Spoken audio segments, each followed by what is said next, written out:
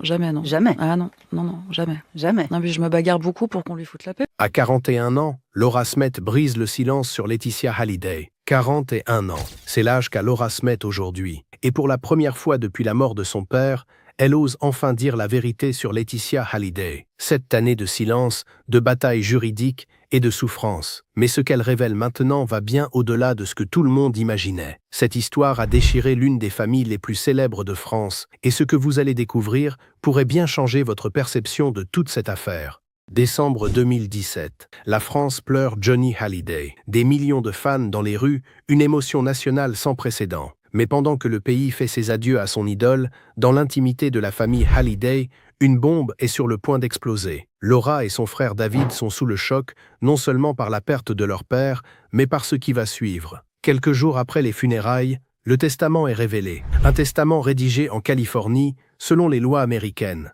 Et là, c'est le coup de massue. Johnny a tout légué à Laetitia, sa veuve, ainsi qu'à leurs 2 filles Jade et Joy.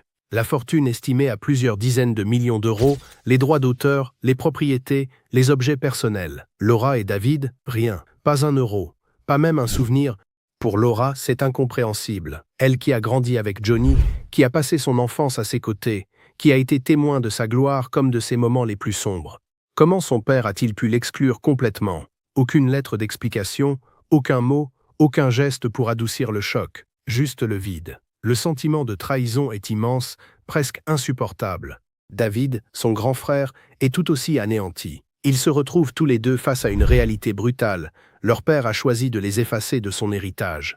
Et derrière tout ça, une seule personne semble tirer les ficelles, Laetitia Hallyday. Mais ce n'était que le début d'une guerre qui allait durer 7 longues années. Laura et David ne peuvent pas accepter cette situation. Ils décident de contester le testament. Leur argument est solide, Johnny était résident fiscal français, et selon la loi française, les enfants ont droit à une part de l'héritage, la fameuse réserve héréditaire. Ils engagent des avocats et se lancent dans une bataille juridique qui va devenir l'une des affaires les plus médiatisées de France. Mais Laetitia ne compte pas se laisser faire. Elle contre-attaque, affirmant que le testament californien est parfaitement valide, puisque Johnny résidait à Los Angeles. Les avocats s'affrontent, les tribunaux français et américains sont saisis. C'est une guerre totale, et les médias ne perdent pas une miette du spectacle. Puis, un événement vient tout compliquer. Une lettre privée que Laura avait écrite à Laetitia se retrouve révélée publiquement. Dans cette lettre, Laura exprime sa douleur, sa colère, son incompréhension. Des mots intimes, jamais destinés à être lus par le grand public, étalés dans la presse. Pour Laura, c'est une humiliation supplémentaire. Elle se sent trahie une seconde fois, exposée, vulnérable. Les magazines People se régalent. Chaque semaine apporte son lot de révélations, de déclarations des uns et des autres, de photos volées. La famille Hallyday devient un feuilleton national. Laura, qui a toujours été discrète, se retrouve sous les projecteurs d'une manière qu'elle n'a jamais souhaitée. Sa vie privée est disséquée, analysée, commentée. Et pendant ce temps, la bataille juridique s'enlise dans des procédures sans fin. Mais pendant ce temps, dans l'ombre, quelque chose d'encore plus grave était en train de se produire. C'est lors d'interviews récentes que Laura a commencé à parler du véritable coût de cette guerre. Et ce qu'elle révèle est glaçant. Cette bataille pour l'héritage de son père lui a coûté bien plus que de l'argent ou du temps. Elle lui a coûté sa carrière, sa réputation et une partie de sa santé mentale. Laura confie qu'après le début du conflit, les propositions de rôle ont commencé à se raréfier. Elle, l'actrice talentueuse qui avait déjà tourné dans plusieurs films et séries, se retrouve soudainement moins sollicitée. Coïncidence? Elle ne le pense pas. Dans le milieu du cinéma français, être associé à un scandale familial de cette ampleur n'est jamais bon pour l'image. Les producteurs hésitent, préfèrent éviter les complications. Le regard des autres a changé aussi. Dans la rue, lors d'événements publics, Laura sent les jugements. Certains la soutiennent, bien sûr, mais d'autres la voient comme une fille ingrate qui s'attaque à la veuve de son père. Les réseaux sociaux deviennent un champ de bataille où les opinions s'affrontent violemment. Laura se retrouve au centre d'une tempête médiatique qu'elle n'a jamais voulu. La pression devient insoutenable. Laura parle de moments de solitude intense, de nuits blanches, de cette sensation d'être constamment observée, jugée, critiquée. Elle doit faire face non seulement au deuil de son père, mais aussi à cette guerre familiale qui se déroule sous les yeux de toute la France. Chaque déclaration est analysée, chaque apparition publique scrutée. C'est une épreuve psychologique que peu de gens peuvent vraiment comprendre. Et alors que Laura pensait avoir touché le fond, l'accord qui allait tout changer était sur le point d'être signé. Juillet 2000. Après 2 ans et demi de bataille acharnée, les avocats annoncent enfin un accord. La guerre est terminée. Mais à quel prix? Les détails de cet accord sont restés longtemps confidentiels, mais aujourd'hui, on en sait beaucoup plus, et certains chiffres font froid dans le dos. Laura reçoit 1,5 million d'euros. David, lui, obtient 1 million, mais dans un geste de solidarité fraternelle incroyable, il reverse immédiatement cette somme à sa sœur. Au total, Laura se retrouve donc avec 2,5 millions d'euros. Ça peut sembler énorme pour le commun des mortels, mais quand on sait que la fortune de Johnny Hallyday était estimée entre 30 et 50 millions d'euros, c'est une goutte d'eau. Mais l'argent n'est pas tout. Laura récupère également des objets personnels qui appartenaient à son père, des souvenirs, des photos, des objets qui ont une valeur sentimentale inestimable. Elle obtient aussi les droits exclusifs sur la chanson Laura, ce titre magnifique que Johnny avait composé pour elle quand elle était enfant. C'est probablement ce qui compte le plus pour elle. Avoir une partie de son père à elle, quelque chose qui lui rappelle leur lien unique. David, de son côté, renonce à presque tout. Il ne garde rien pour lui, préférant soutenir sa sœur, qui a été la plus affectée par cette histoire. Ce geste montre à quel point le lien entre le frère et la sœur est fort, bien plus fort que n'importe quel héritage matériel. Mais il y a un détail crucial dans cet accord, une clause de confidentialité. Laura et David s'engagent à ne plus parler publiquement de l'affaire, à ne plus faire de déclarations sur Laetitia ou sur les détails du testament. En échange, la guerre s'arrête. Tout le monde pensait que c'était la fin de l'histoire. Mais est-ce que cet accord a vraiment tout réglé? Spoiler, non, l'accord n'a pas tout réglé. Entre 2020 et 2024, les tensions n'ont jamais vraiment disparu. Elles se sont juste déplacées, devenant plus sournoises, plus silencieuse, mais toujours présente. Laura commence à soupçonner que Laetitia ne respecte pas complètement la clause de confidentialité. Des détails de l'accord fuiteraient ici et là. Des déclarations ambiguës apparaissent dans la presse. Laura envisage même sérieusement de porter plainte pour rupture de confidentialité. Ses avocats sont consultés, les dossiers sont préparés. La menace est réelle, même si finalement, Laura choisit de ne pas aller jusqu'au bout. Peut-être par lassitude, peut-être parce qu'elle veut vraiment tourner la page. Les événements familiaux deviennent des moments de tension extrême. Lors des commémorations de la mort de Johnny, lors des anniversaires, les absences sont remarquées. Laura et David d'un côté, Laetitia et ses filles de l'autre. La famille Hallyday est divisée et tout le monde le voit. Jade et Joy, les demi-sœurs de Laura, prennent position publiquement. Elles soutiennent leur mère, évidemment, et ne cachent pas leur méfiance envers Laura et David. Les rares fois où elles évoquent le sujet dans les médias, leurs mots sont durs, accusateurs. Elles reprochent à leurs aînés d'avoir sali la mémoire de leur père en s'attaquant à leur mère. Pour Laura, c'est une douleur supplémentaire.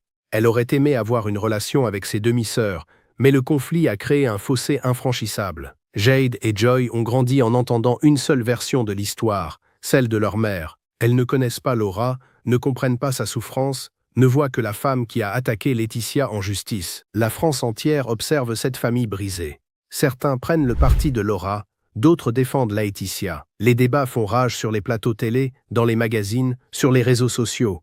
Personne n'est neutre dans cette affaire. Et alors que tout le monde pensait que le temps allait apaiser les choses, Laura s'apprête à relancer la machine. Septembre 2025, une information tombe et fait l'effet d'une bombe. Laura Smet prépare un film sur sa relation avec Laetitia Hallyday, un projet cinématographique qui va raconter son histoire, sa version des faits, tout ce qu'elle a vécu pendant ces années de guerre familiale. L'annonce provoque immédiatement des réactions. Les médias s'emparent de l'information, les réseaux sociaux s'enflamment. Certains applaudissent le courage de Laura, d'autres l'accusent de vouloir raviver les tensions pour faire parler d'elle. Mais une chose est sûre, Laetitia ne doit pas être ravie. Ce film, s'il voit vraiment le jour, risque de tout remettre en question. Qu'est-ce que Laura va révéler exactement? Va-t-elle parler de la clause de confidentialité? Va-t-elle donner des détails que personne ne connaît encore? Va-t-elle exposer des aspects de la personnalité de Laetitia que le public ignore? Les questions sont nombreuses et les réponses pourraient être explosives. Le timing aussi est intéressant. Le film est prévu pour sortir peu avant le 5 décembre, date anniversaire de la mort de Johnny Hallyday. Un choix qui ne doit rien au hasard. C'est à ce moment-là que l'attention médiatique sur la famille est à son maximum, que les Français se souviennent de Johnny et de tout ce qui a suivi sa disparition. Laura sait exactement ce qu'elle fait. Pour Laetitia, c'est probablement vécu comme une nouvelle trahison. Elle qui pensait en avoir fini avec cette histoire, qui a reconstruit sa vie, qui élève ses filles loin de tout ça, se retrouve à nouveau sous les projecteurs. Et cette fois, elle n'aura pas la main sur le récit. C'est Laura qui va raconter l'histoire, avec sa propre vision des événements. Les avocats de Laetitia doivent déjà être sur le pied de guerre.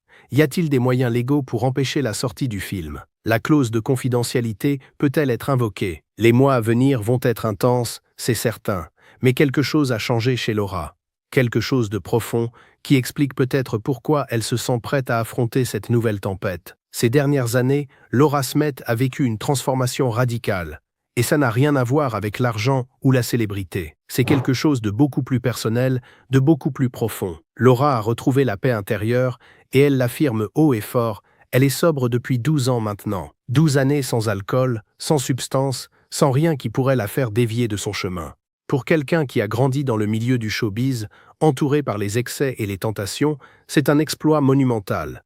Laura parle de cette sobriété comme de la décision qui a catégoriquement changé sa vie. Ses propres mots. Catégoriquement, ça montre à quel point cette transformation est importante pour elle. Avec cette sobriété est venue une nouvelle philosophie de vie. Laura s'est tournée vers la spiritualité, vers des pratiques qui l'aident à rester centrée, calme, en paix avec elle-même. Elle parle de méditation, de moments de silence, de connexion avec quelque chose de plus grand qu'elle. Ce n'est pas du folklore ou de la pose pour les magazines. C'est quelque chose qu'elle vit au quotidien, qui guide ses décisions, qui lui donne la force d'affronter les épreuves. Cette nouvelle Laura est aussi beaucoup plus mature dans sa manière de gérer les conflits. Elle ne répond plus aux provocations, ne se laisse plus entraîner dans des guerres médiatiques stériles.